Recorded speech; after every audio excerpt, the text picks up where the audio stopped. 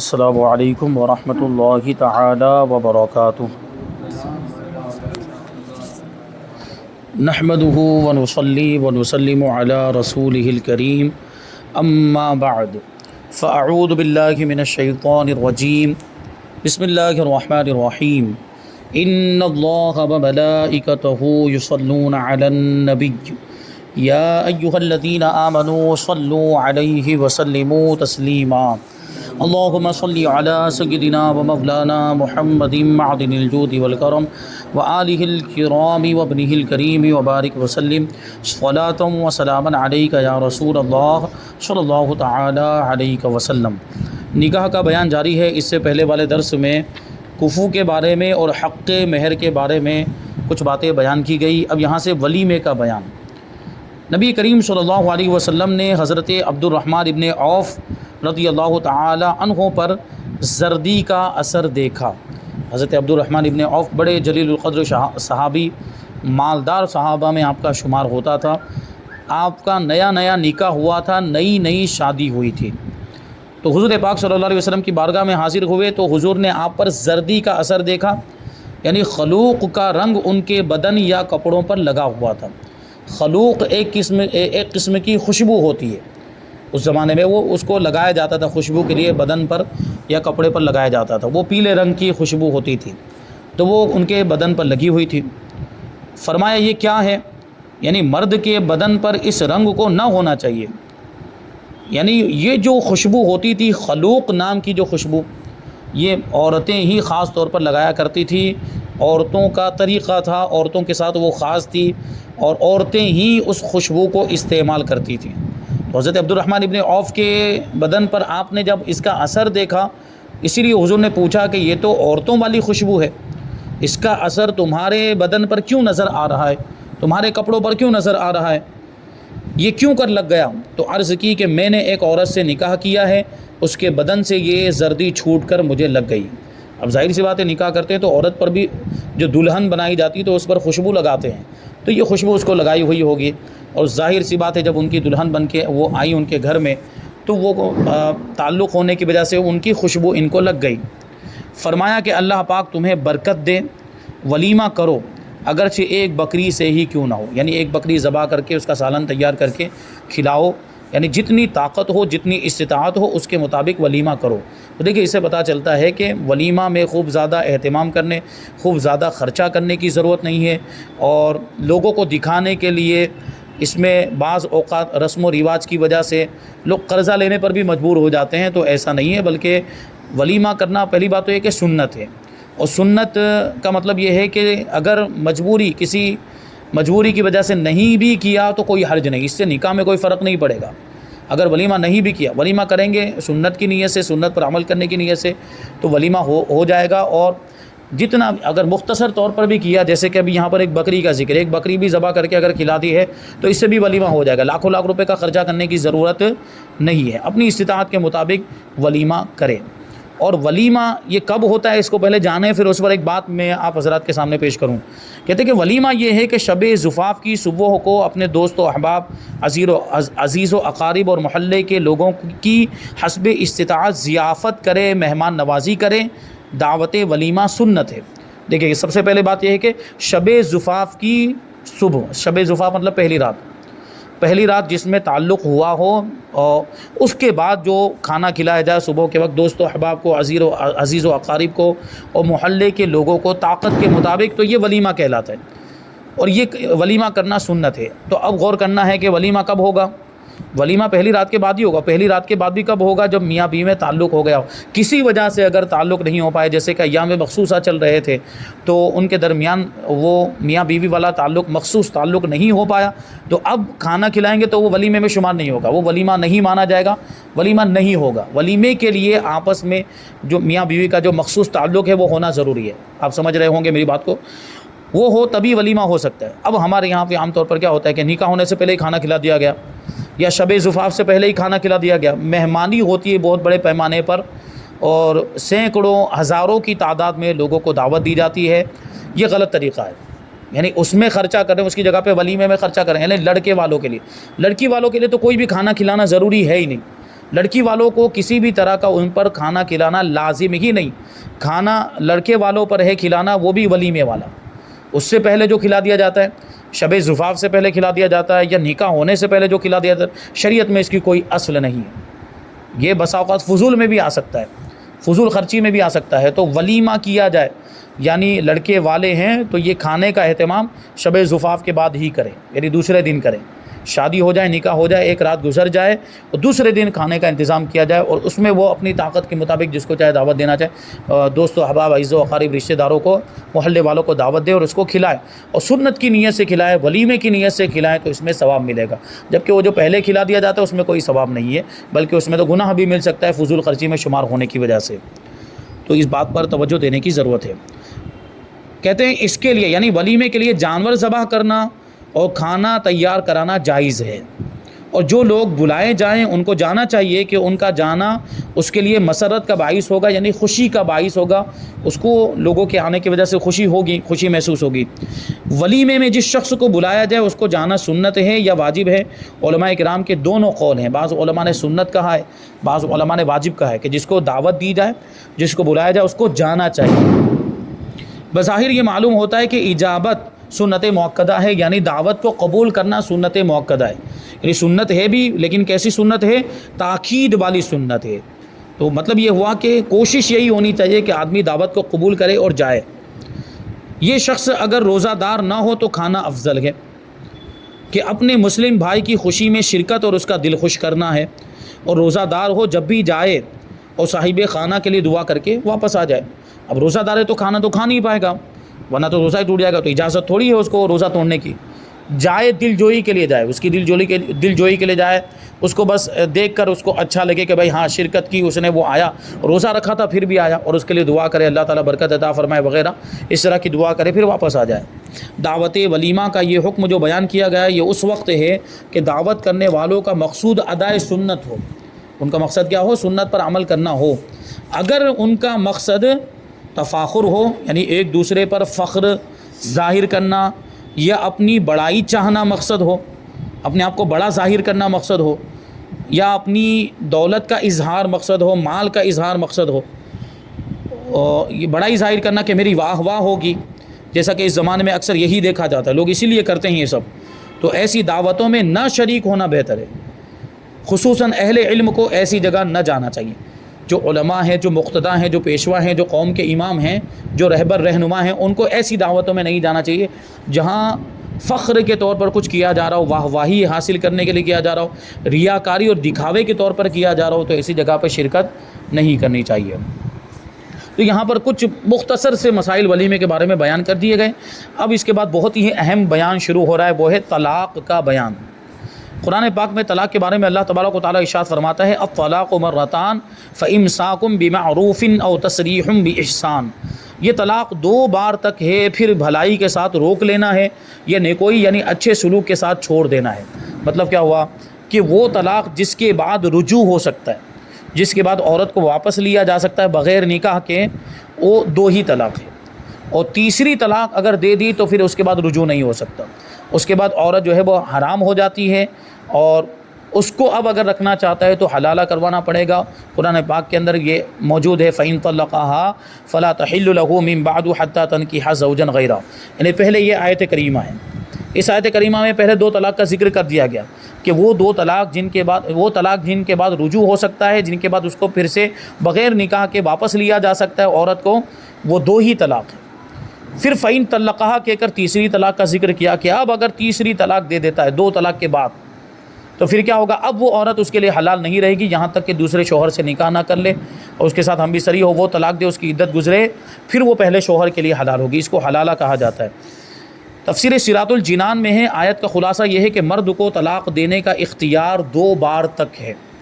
اگر تیسری طلاق دے دی تو عورت شوہر پر حرام ہو جائے گی، اور جب تک پہلے شوہر کی عدت گزار کر کسی دوسرے شوہر سے نکاح اور ہم بستری کر کے عدت نہ گزار لے تب تک پہلے شوہر پر حلال نہ ہوگی. لہٰذا 1 طلاق یا 2 طلاق کے بعد رجوع کر کے اچھے طریقے سے اسے رکھ لو، اور یا طلاق دے کر اسے چھوڑ دو تاکہ عورت اپنا کوئی دوسرا انتظام کر سکے. اچھے طریقے سے روکنے سے مراد رجوع کر کے روک لینا ہے. رجوع کرنے کا مطلب رجعت کرنا. اب وہ رجعت جو ہے 2 طلاق میں ہو سکتی ہے، اور وہ بھی عدت کے اندر ہی ہو سکتی ہے. جب تک عدت باقی ہے رجعت اسی میں ہو سکتی ہے. اور رجعت کرنے کے 2 طریقے ہوں گے، ایک قول کے ذریعے یعنی بولنے کے ذریعے، اور ایک فعل کے ذریعے کسی عمل کے ذریعے، جسم کے کسی کام کے ذریعے. قول کے ذریعے یعنی بول کر یہ رجعت کر لے کہ میں نے تجھے دوبارہ لیا، میں نے تجھے پھر سے بیوی بنایا، میں نے رجوع کیا، میں نے رجعت کی. اس طرح کے الفاظ بول دے تو خود بخود رجعت ہو جائے گی. پہلی اور دوسری طلاق میں یہ ہو سکتا ہے عدت کے اندر. اور فعل کے ذریعے، عمل کے ذریعے رجعت کا مطلب یہ ہے کہ کوئی ایسا کام کرے بیوی کے ساتھ جو میاں بیوی کے درمیان ہی ہوتا ہے، جیسے بوسہ لے لیا، بغل گیر ہو گیا، یا فعل مخصوص کر لیا، تو خود بخود رجعت ہو جائے گی، خود بخود وہ اس کی دوبارہ بیوی بن جائے گی. لیکن یہ بات ذہن میں رہنی چاہیے کہ ایک طلاق دے دی تو شوہر 3 طلاق کا مالک ہوتا ہے. ایک طلاق دینے کی وجہ سے اس کی ایک طلاق ختم ہو جائے گی، ایک طلاق اس کی یوز ہو گئی، استعمال ہو گئی. اب وہ طلاق اس کے پاس رہی نہیں، اس کی ملکیت میں نہیں رہی، اب اس کے پاس 2 ہی طلاق ہے. اب وہ 2 ہی طلاق کا مالک. اب زندگی میں کبھی بھی وہ ایک طلاق بھی دے گا تو وہ خود بخود دوسری ہو جائے گی، پھر اس کے بعد اگر دے گا تو تیسری ہو جائے گی. یا 2 دے چکا تھا تو ایک ہی طلاق کا مالک ہے، اب زندگی میں ایک بار بھی بولے گا تو وہ خود بخود تیسری ہو جائے گی. تو اس پر بھی توجہ دینے کی ضرورت ہے. لڑائی جھگڑے کے معاملات ہوتے ہیں اور اختلاف بھی ہوتا ہے، ناچاقی بھی ہوتی ہے، لیکن شوہر کو چاہیے، کیونکہ شوہر کو طلاق دینے کا اختیار دیا گیا. اور کیوں دیا گیا؟ کیونکہ شوہر مرد ہے، مرد کی عقل کامل ہوتی ہے، مکمل ہوتی ہے، اس میں سمجھداری زیادہ ہوتی ہے، اس لیے اس کو طلاق کا اختیار دیا گیا تاکہ وہ اپنے آپ کو کنٹرول کر سکے اور معاملے کو سمجھے اور کسی بھی طرح سے طلاق کے الفاظ زبان پر نہ لائے. کیونکہ ہوتا یہ ہے کہ آدمی غصے میں طلاق دے دیتا ہے، بعد میں پچھتاوا ہوتا ہے، بعد میں مستقبل کا خیال آتا ہے، بچوں کا خیال آتا ہے، اگر بچے ہوں تو کہ بچے ہیں تو پھر ان کا کیا ہوگا، طلاق دے چکے. اور پھر یہ کہ ایک پر رکتے نہیں ہیں، ایک ساتھ میں 3 مرتبہ بول دیا جاتا ہے، جس کی وجہ سے اور زیادہ مسائل پیدا ہوتے ہیں اور معاملہ مشکل ہو جاتا ہے. کیونکہ 3 بول دیا تو اب وہ تو حرام ہو گئی، اب حلالے کے بغیر اس کے لیے حلال نہیں ہو سکتی ہے، تو پھر پریشان ہوتے ہیں، ادھر ادھر بھاگتے ہیں، دوڑتے ہیں. تو پہلے سے کنٹرول کرنا چاہیے تھا. مرد کو اللہ تبارک و تعالیٰ نے طلاق کا اختیار ہی اس لیے دیا ہے کہ اس کی عقل کامل ہوتی ہے، وہ کنٹرول کر سکتا ہے، معاملے کو سلجھا سکتا ہے بغیر طلاق کے بھی، وہ کوئی اور طریقہ اس کو حل کرنے کا نکال سکتا ہے. لیکن اس کے باوجود آج کے مردوں کا حال یہ ہو گیا کہ اس پر توجہ نہیں دیتے، اور جب کبھی اس طرح کے معاملات ہوتے ہیں تو وہ ایک ساتھ میں 3 فائرنگ کر دیتے ہیں، 3 طلاق دے دیتے ہیں، 3 مرتبہ یہ الفاظ بول دیتے ہیں. بہت بری بات ہے. تو یہ باتیں ذہن میں رکھنی چاہیے. مطلب نکاح کیا ہے تو نکاح کوئی کھیل نہیں ہوتا کہ اس کو جب چاہے کر لیا، جب چاہے اس کو ختم کر دیا، یہ کوئی ایسی بات نہیں. وہ نکاح مطلب پوری زندگی کا ساتھ ہوتا ہے، پوری زندگی نبھانے والا رشتہ ہوتا ہے، اور یہی اللہ تبارک و تعالیٰ کی رضامندی، اسی میں اللہ تبارک و تعالیٰ کی رضامندی ہے کہ نکاح ہو تو پھر اس کو باقی رکھا جائے. یہ اللہ تبارک و تعالیٰ کی رضا اسی میں ہے، اور رسول پاک صلی اللہ علیہ وسلم کی رضا. اللہ تبارک و تعالیٰ کو طلاق پسند نہیں ہے، اور حضور پاک صلی اللہ علیہ وسلم کو بھی طلاق پسند نہیں ہے. کبھی ضرورت کی وجہ سے طلاق دی بھی جا سکتی. مان لیجئے کہ عورت بہت نافرمان ہے، کہنا نہیں مانتی ہے، یا ماں باپ کو تکلیف پہنچاتی ہے، یعنی شوہر کے ماں باپ کو تکلیف پہنچاتی ہے، اور کہنے پر بھی، سمجھانے پر بھی نہیں سمجھتی، سدھرتی نہیں ہے، یا یہ کہ شریعت کی نافرمانی کرتی ہے. جیسے نماز کا حکم دیتا ہے شوہر لیکن وہ نماز نہیں پڑھتی، بار بار سمجھانے کے باوجود بھی نماز نہیں پڑھتی. مطلب یہ کہ کوئی شرعی وجہ ہو وہاں پر طلاق دینے کی تو طلاق دینا جائز بھی ہے، وہاں طلاق دینے کی اجازت بھی ہوگی. لیکن اس کے باوجود طلاق کو ناپسند کیا گیا ہے، اور فرمایا گیا کہ مباح چیزوں میں سب سے زیادہ ناپسندیدہ اگر کوئی چیز ہے تو وہ طلاق ہے. مباح کا مطلب وہ کام جس کا کرنا نہ کرنا دونوں برابر، یعنی جس کے کرنے میں کوئی ثواب نہیں، کوئی گناہ نہیں، ہو جس کے نہ کرنے میں بھی کوئی ثواب نہیں، کوئی گناہ نہیں، اس کو مباح کہا جاتا ہے. تو طلاق بعض عام حالات میں تو مباح ہے، ہاں ظلم کی وجہ سے یا جو ہے کہ اس کو نقصان پہنچانے کی نیت سے بلا وجہ طلاق نہیں دینی چاہیے. ہاں کوئی شرعی وجہ ہے تو طلاق دی جا سکتی ہے، جو میں نے ابھی عرض کیا. تو یہ کنٹرول کرنا یہ شوہر کا کام ہے. مراد یہ ہے کہ طلاق دے کر عدت ختم ہونے دے، یعنی چھوڑ دینے کا مطلب کیا ہوا، طلاق دینے کے بعد عدت ختم ہونے دے. اس طرح ایک طلاق بھی بائنہ ہو جاتی ہے، یعنی ایک طلاق بھی طلاق بائنہ ہو جائے گی. میں نے ابھی عرض کیا کہ جو رجعت کا جو معاملہ ہے، رجوع کرنے کا جو معاملہ ہے، وہ 2 ہی طلاق میں ہو سکتا ہے، پہلی دوسری، وہ بھی عدت کے اندر ہو سکتا ہے. اگر عدت مکمل ہو گئی، اگر عدت گزر گئی تو اب رجوع نہیں ہو سکتا. اب اگر وہ نکاح میں رکھنا چاہتا ہے 1 طلاق میں اور 2 طلاق میں، اگر اس کو پھر سے نکاح میں لانا چاہتا ہے، پھر سے بیوی بنانا چاہتا ہے، تو نیا نکاح کرنا پڑے گا. 1 طلاق کے بعد اور 2 طلاق کے بعد وہ نیا نکاح کر لے تو بغیر حلالے کے اس کی دوبارہ وہ بیوی بن جائے گی. لیکن 3 طلاق کے بعد حلالے کے علاوہ کوئی صورت نہیں ہے. شریعت نے طلاق دینے اور نہ دینے کی دونوں صورتوں میں بھلائی اور خیر خواہی کا فرمایا ہے ہمارے زمانے میں لوگوں کی ایک بڑی تعداد دونوں صورتوں میں الٹا چلتی ہے، طلاق دینے میں بھی غلط طریقہ اور بیوی کو رکھنے میں بھی غلط طریقہ اختیار کرتے ہیں۔ اللہ کریم ہدایت عطا فرمائے، آمین۔ آگے طلاق کے بارے میں حدیثیں بیان کرتے ہیں کہ حدیثوں میں طلاق کے بارے میں کیا ارشاد فرمایا گیا۔ نبی پاک صلی اللہ علیہ وسلم نے ارشاد فرمایا، وہ جو میں نے ابھی آپ کو سنائی، کہ تمام حلال چیزوں میں خدا کے نزدیک زیادہ ناپسندیدہ چیز طلاق ہے۔ حضور نبی کریم صلی اللہ علیہ وسلم نے فرمایا کہ ابلیس اپنا تخت پانی پر بچھاتا ہے اور اپنے لشکر کو بھیجتا ہے، اپنے چیلوں کو بھیجتا ہے، اور سب سے زیادہ مرتبے والا اس کے نزدیک وہ ہے جس کا فتنہ بڑا ہوتا ہے۔ مطلب کیا ہوا کہ وہ اس کے چیلوں کو انسانوں کو بہکانے کے لیے بھیجتا ہے کہ لوگوں کو گناہوں میں مبتلا کرے، لوگوں کو گمراہی میں مبتلا کر دیں، لوگوں کو کفر میں مبتلا کر دیں۔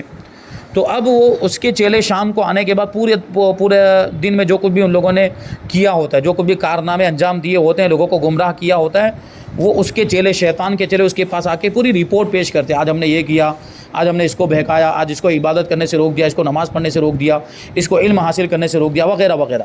تو جس کا فتنہ جتنا بڑا ہوتا ہے، وہ اس شیطان جو سردار ابلیس، جو شیطانوں کا سردار ہے، اس کا چیلا وہ اس کے نزدیک زیادہ رتبے والا ہو جاتا ہے، زیادہ بڑے مرتبے والا ہو جاتا ہے، جو بڑا فتنہ پھیلانے والا ہوتا ہے۔ اس لیے تو وہ علم کے بارے میں ایک واقعہ بیان کیا گیا ہے کہ اگر کوئی طالب علم کو اگر شیطان کا چیلا کسی طالب علم کو علم حاصل کرنے سے روک دیتا ہے تو شیطان بڑا خوش ہوتا ہے، کیونکہ علم ہی وہ چیز ہے جو شیطان سے بچنے کے لیے ہتھیار ہے، اور جب علم آ جاتا ہے تو آدمی شیطان سے بچ جاتا ہے۔ وہ واقعہ میں نے اس سے پہلے کبھی کسی موقع پر بیان کیا، بڑا مشہور واقعہ ہے کہ وہ عالم صاحب کو بہکانے کے لیے پہنچتا ہے۔ عالم صاحب علم کی برکت سے نہیں بہکتے ہیں، علم ان کو بچا لیتا ہے، لیکن ایک جاہل ہوتا ہے، لیکن عبادت گزار ہوتا ہے، علم نہیں ہوتا، علم نہ ہونے کی وجہ سے شیطان اس کو بہکاتا ہے تو وہ گمراہ ہو جاتا ہے، بلکہ وہ کافر ہو جاتا ہے اللہ تبارک و تعالیٰ کی قدرت کا انکار کرنے کی وجہ سے۔ وہ تفصیلی واقعہ ہے، تعمیر ادب کے اندر بھی اس کو ذکر کیا گیا ہے۔ تو علم کی وجہ سے آدمی فتنوں سے بچتا ہے، شیطان کے گمراہ کرنے سے بھی وہ بچتا ہے۔ تو جس کا فتنہ جتنا بڑا ہوتا ہے وہ اس کے نزدیک بڑے مرتبے والا ہوتا ہے۔ ان میں سے ایک آ کر کہتا ہے شیطان کے پاس کہ میں نے یہ کیا، میں نے یہ کیا، تو ابلیس کہتا ہے کہ تو نے کچھ نہیں کیا۔ دوسرا آتا ہے اور کہتا ہے کہ میں نے مرد اور عورت میں جدائی ڈال دی، اسے اپنے قریب کر لیتا ہے اور کہتا ہے ہاں تو ہے، یعنی تو نے بہت بڑا کارنامہ انجام دیا۔ یعنی یہ سوچیں آپ کہ میاں بیوی کے درمیان جدائی ڈال دینا کتنا بڑا گناہ ہے۔ شیطان اس سے کتنا خوش ہوتا ہے، شیطان اس سے بہت زیادہ خوش ہوتا ہے۔ یہ شیطان کو راضی کرنے والا کام ہے میاں بیوی میں اختلاف ہونا۔ تو مطلب یہ ہے، دیکھیے یہ ساتھ میں رہیں گے تو کچھ نہ کچھ اس طرح کے مسائل ہوں گے مزاج نہ ملنے کی وجہ سے، اور صنف مخالف ہے، ایک مرد ہے ایک عورت ہے، تو کچھ نہ کچھ تو معاملات ہوں گے ہی۔ ایک مرد ہے ایک عورت ہے تو کبھی نہ کبھی اختلاف تو ہونا ہی ہے۔ اس کو کنٹرول کرنا یہ مرد کی ذمہ داری ہوتی ہے، اس کو بیلنس کرنا، اس کو کیسے سلجھانا ہے، اس کو کیسے حل کرنا ہے۔ اب ظاہر سی بات ہے کہ عورت بولنے لگے، کچھ بولے جا رہی ہے، یہ بھی اب جوابی کارروائی کرے گا، یہ بھی اس کو جواب دے گا تو وہ اور زیادہ جواب دے گی، تو یہ سلسلہ بڑھے گا۔ تو یا تو خاموش ہو جائے، بالکل اس کو بولنے دے، وہ بول کے وہ بھی خاموش ہو جائے گی، پھر اس کو خود ہی احساس ہو جائے گا میں نے غلط کیا، مجھے ایسا نہیں کرنا چاہیے۔ تو بسا اوقات ایسا ہوتا ہے کہ پھر وہ شوہر سے معافی مانگتی ہے، ٹھیک ہے، یا یہ کہ کبھی شوہر کی بھلائی اس میں ہوتی کہ وہ خود ہی معافی تلافی کر کے بات کو ختم کر دے۔ یعنی یہ کہ اگر شادی شدہ زندگی کو اچھے انداز میں آگے بڑھانا چاہتے ہیں کہ منزل مقصود تک ہماری گاڑی پہنچ جائے، تو اس میں کچھ نہ کچھ قربانیاں دینی پڑیں گی، تو اس طریقے سے معاملے کو سلجھانا ہوتا ہے۔ تو جدائی نہیں ہونی چاہیے، طلاق تک معاملہ نہیں پہنچنا چاہیے، کوشش اس کی ہونی چاہیے۔ رسول اللہ صلی اللہ علیہ وسلم نے فرمایا کہ جو عورت بغیر کسی حرج کے شوہر سے طلاق کا سوال کرے اس پر جنت کی خوشبو بھی حرام، یعنی بغیر کسی حاجت اور بغیر کسی ضرورت کے طلاق مانگے کہ مجھے طلاق دے دو، کیونکہ دیکھیے وہ تو تھوڑے تھوڑے معاملات میں شوہر کو اکسائے گی، تھوڑا بھی جھگڑا ہوا تو وہ کہے گی کہ میرا فیصلہ کر دو، وہ تو کہے گی، وہ تو ناقصات العقل ہے۔ عورت کا کیا معاملہ ہے، ناقصات، اس کی عقل ادھوری ہے شوہر کے مرد کے مقابلے میں۔ میں نے اسی لیے ابھی عرض کیا کہ مرد کی عقل کامل ہے، اسی لیے اس کو طلاق کا اختیار دیا گیا تاکہ وہ سوجھ بوجھ کا استعمال کر کے، اپنی فراست کا استعمال کر کے وہ صحیح نتیجے پر پہنچے، صحیح فیصلہ لے سکے۔ اور عورت کا معاملہ کیا ہوتا ہے کہ عورت ناقصات العقل، اس کی عقل یہ کم رکھی گئی ہے، اس لیے وہ نتیجے کے بارے میں نہیں سوچتی، انجام کیا ہوگا اس پہ غور نہیں کرتی۔ آپ وہ دیکھیں جھگڑا ہوگا، آپ یہ جملہ دیکھ کر، یہ جملہ بول کر آپ جو ہے کہ اس کا تجربہ کر سکتے ہیں کہ ابھی تیرا فیصلہ کر دوں گا، تو وہ فوراً اس پر یہ کہے گی کہ ہاں فیصلہ کرو، ہمت ہو تو فوراً اس پر وہ بولے گی، یہ اس کی فطرت ہے۔ وہ نتیجے کے بارے میں نہیں سوچے گی کہ کیا ہوگا، اس کا کیا نقصان ہوگا، اس کا کیا انجام ہوگا۔ جب طلاق ہو جائے گی تو پھر رونے بیٹھے گی۔ اس طرح کے معاملات ہیں، پھر وہ دوڑیں گے بھاگیں گے کہ بھائی اس کا کوئی حل نکالا جائے۔ تو پہلے ہی کیوں شوہر کو اکسایا، تو یہ عورتوں کو بھی آج کل ان سب چیزوں کو سیکھنے کی ضرورت ہے. علم نہ ہونے کی وجہ سے یہ سب ہوتا ہے، دین سے دوری کی وجہ سے، معلومات اسلامی معلومات نہ ہونے کی وجہ سے، مسائل نہ جاننے کی وجہ سے یہ سب معاملات پیش آتے ہیں. آج جو ہمارے معاشرے میں طلاق کے اتنے سارے معاملات سامنے آ رہے ہیں اور کیس اتنے سارے آ رہے ہیں، ابھی آپ دارالافتاء میں مطلب آپ آ کر دیکھیں تو آپ کو پتہ چلے گا سب سے زیادہ مسائل 2 ہی طرح کے مسائل آتے ہیں، 2 ہی طرح کے فتوے پوچھنے کے لیے لوگ آتے ہیں. زیادہ تر جو مسائل ہوتے ہیں یا تو میراث کے ہوں گے وراثت کے تعلق سے، یا تو طلاق کے ہوں گے. تو میراثت میں تو کیا ہوتا ہے کہ وہاں دولت ملنے والی ہوتی ہے تو آدمی دوڑتا ہے فتویٰ لینے کے لیے، اور طلاق میں کیا ہوتا ہے کہ بول کے پھنستا ہے، پھر بول چکا ہے اب پریشان ہو رہا ہے اور اب پچھتاوا ہو رہا ہے، تو پھر آتے کہ کوئی حل ہو تو ہم کو بتائیے کہ کیا ہے. تو بس یہ 2، نماز کا مسئلہ کوئی پوچھنے کے لیے نہیں آئے گا، روزے کا مسئلہ کوئی نہیں، کاروبار کے مسائل جلدی کوئی پوچھنے نہیں آئے گا کہ ہم یہ کاروبار کریں، یہ جائز ہے کہ نہیں، یہ حلال ہے کہ نہیں، یہ حرام ہے، ناجائز ہے، جائز ہے، کیسا ہے، کرے کہ نہ کرے، کوئی ایسے پوچھنے نہیں آئے گا. اور اکثر تو ایسا ہوتا ہے کہ پہلے کرنے لگ جاتے ہیں کاروبار، نیا کوئی طریقہ، کبھی تو سودی کاروبار بھی کرنے لگ جائیں گے، بیاج کا معاملہ بھی پھر ان کو کوئی کہے گا تو وہ جو دماغ ٹھکانے آئے گا تو پھر پوچھنے آئیں گے. بھائی کرنے سے پہلے پوچھنا چاہیے کوئی بھی کام. بھائی یہ نیا کام کرنے جا رہے ہیں تو پہلے مسئلہ پوچھے، بھائی شریعت کیا کہتی ہے، اس میں اسلام کیا کہتا ہے، کریں کہ نہ کریں. اگر اسلام اجازت دیتا ہے، شریعت اجازت دیتی تو کریں، نہیں اجازت ہے تو نہ کریں. کرنے لگ جاتے ہیں پھر سوال پوچھتے ہیں، تو بھائی کرنے کے بعد اس میں مبتلا ہو جانے کے بعد سوال کرنے کا پھر کیا مطلب ہوا؟ تو جو گناہ ہونے والا تھا وہ گناہ تو ہو گیا. تو اس طرح کے معاملات بہت زیادہ پیش آتے ہیں. تو جو عورت شوہر سے بغیر کسی مجبوری کے طلاق کا سوال کرے، طلاق مانگے، تو اس پر جنت کی خوشبو بھی حرام. سوچنے جیسی بات ہے. اب یہاں اس کے بعد طلاق کی تعریف کے طلاق کا مطلب کیا ہوتا ہے، اور طلاق کا حکم کیا ہے، اور طلاق کب دی جائے، کب دینے کی اجازت ہے، اور حکم اور نتیجے کے اعتبار سے طلاق کی کتنی قسمیں ہیں، انشاءاللہ تبارک و تعالیٰ اس کو آگے بیان کریں گے. اللہ تبارک و تعالیٰ کی بارگاہ میں دعا ہے کہ جو کچھ بھی بیان ہوا اس پر ہم سب کو عمل کرنے کی توفیق عطا فرمائے. وما علینا الا البلاغ. السلام علیکم.